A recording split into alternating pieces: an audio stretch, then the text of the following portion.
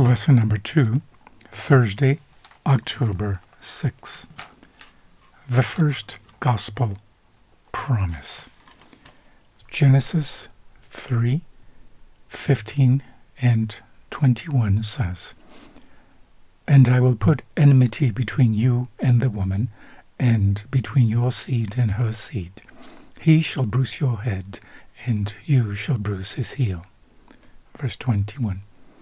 The Lord God made garments of skin for Adam and his wife, and clothed them.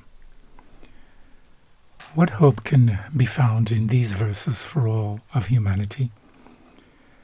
Genesis 3 describes the dreadful tragedy that took over the world after the fall. Everything changed, and Adam and Eve could see the contrast between what the world used to be and what it had become. But in the midst of their frustration and despair, God gave them assurance for the present and hope for the future. First, he cursed the serpent with a word of messianic hope. He declared, "And I will put enmity between you and the woman, and between your seed and her seed. He shall bruise your head, and you shall bruise his heel." The word enmity in Hebrew implies not only a long-lasting cosmic controversy between good and evil, but also a personal repulsion to sin, which has been implanted by God's grace in the human mind. By nature, we are completely fallen, Ephesians 2:1 and 5, and slaves of sin, Romans 6:20. However, the grace that Christ implants in every human life creates in us enmity against Satan. And it is this enmity, a divine gift from Eden, that allows us to accept his saving grace.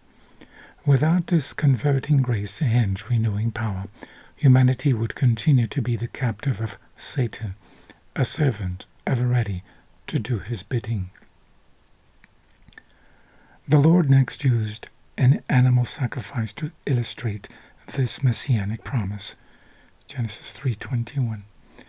From the book The Story of Redemption, page 50, it says, "When Adam, according to God's special directions, made an offering for sin, it was to him a most painful ceremony. His hand must be raised to take life, which God alone could give, and make an offering for sin. It was the first time he had witnessed death. As he looked upon the bleeding victim, writhing in the agonies of death, he was to look forward by faith to the Son of God, whom the victim prefigured, who was to die man's sacrifice."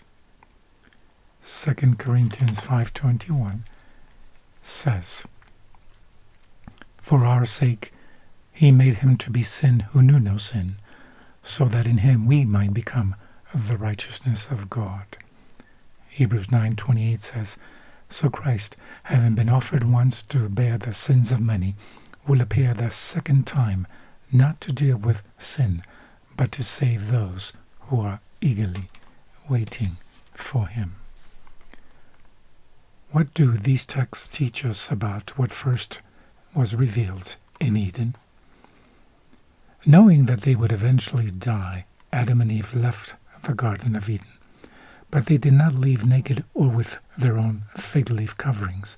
God himself made tunics of skin for them, and he even clothed them, a symbol of his covering righteousness. Hence, even back then, right from the start in Eden, the gospel had been revealed to humanity.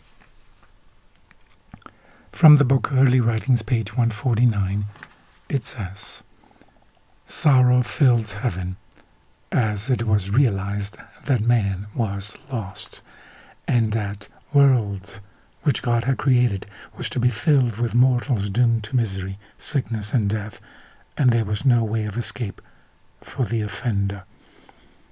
The whole family of Adam must die. I saw the lovely Jesus and beheld an expression of sympathy and sorrow upon his countenance. Soon I saw him approach the exceeding bright light which enshrouded the Father. Said my accompanying angel, he is in close converse with his Father." When he came from the Father, he then made known to the angelic host that a way of escape had been made for lost man. He told them that he had been pleading with his Father and had offered to give his life a ransom, to take the sentence of death upon himself, that through him man might find pardon, that through the merits of his blood, in obedience to the law of God, they could have the favor of God and be brought into the beautiful garden and eat of the fruit of the tree of life. Have a blessed day.